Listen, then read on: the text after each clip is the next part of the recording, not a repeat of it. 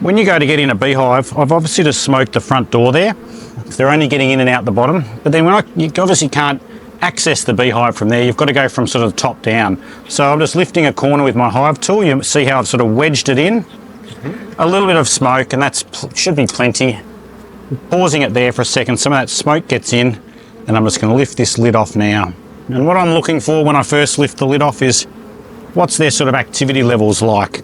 And these girls look a bit slow and sluggish. They're not moving in a hurry, but they're fine. There's good numbers there. I'm just going to put this off to the side here. And most of them are girls. You might have heard me say that. And that's because most bees inside a colony are the females. You might have just seen one fly off then. That was one of the males. But all of these bees here are females. And they're the workers that you see out foraging around flowers. They're the ones out there doing that. What about this one here? That's just yet another worker, but you probably notice it was a slightly darker colour than the rest. Yeah. These are all quite light yellow. There's a slightly darker one there. Firstly, genetic variability. They can just be, look, I have dark hair, you have light hair sort of thing.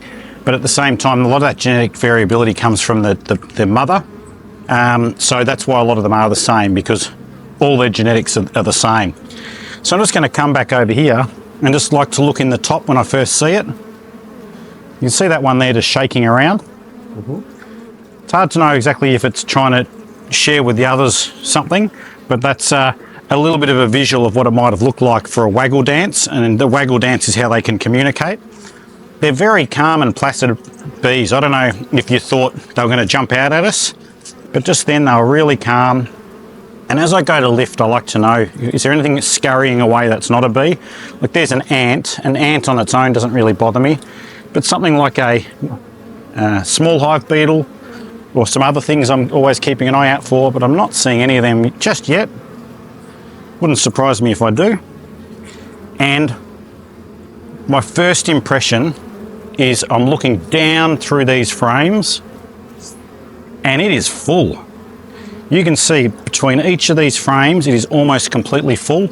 Maybe not as full on the outside, which is quite normal, but it is full. They are needing more space, and because it's springtime here in Australia, that makes complete sense. There's lots of nectar sources out there. I reckon we're going to lift some of these out in a minute and see how much how much nectar and honey is already in there, and they're going to need more space. I like to clean a little bit as I go. There's some ant eggs, to be honest, on the edge of that. You can probably tell what the ants come here for, is there's a good source of food normally in here, which is the honey. So I'm looking at this. I'm not going to go too heavy on the smoke, just a little bit around the entrance. A little bit on the top's kind of handy because it pushes them down a bit. They go into sort of their hive a little bit and a bit lower down. And rather than go for the end or something in the middle, I go for the second from the end. Just a habit that beekeepers make is to go for the second one in. It's just easier to get out, I feel. I'm going to go in there and lift this up. It's sort of sticking a bit in my left hand, which is the non-tool hand. So I'm sort of wondering, it's sort of stuck to the frame next to it. So I feel like I'm about to have two frames come out at once, which is not ideal. No, we're all right. So look at that. Apart from the fact that there's a little bit of deformity in the way the beeswax was, which is why a few bits fell off, overall, that's beautifully wax-coated, wax-capped honey. You can see here in the middle, not quite finished yet, but you can actually see honey's almost all the way out to the front. So that's beautiful. That's exactly what you want. They're putting a huge effort in here. There's honey that side is more or less perfect, and you can see that that would be a frame that's ready to harvest.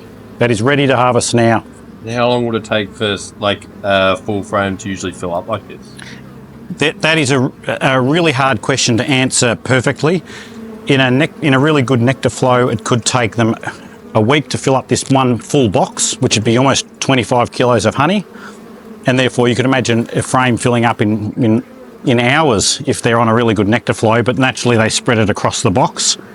But this is showing you how wonderful this hive is going, strong and healthy. The fact that we're in the top box and there's already a full frame of honey And I think there's more in here too. So I'm just going to put that to the side for a minute. By getting one frame out of there, gives me space to work in this top box now. I'm going to just give it a tiny little bit of... Yeah, it's not full, but it's really close to it.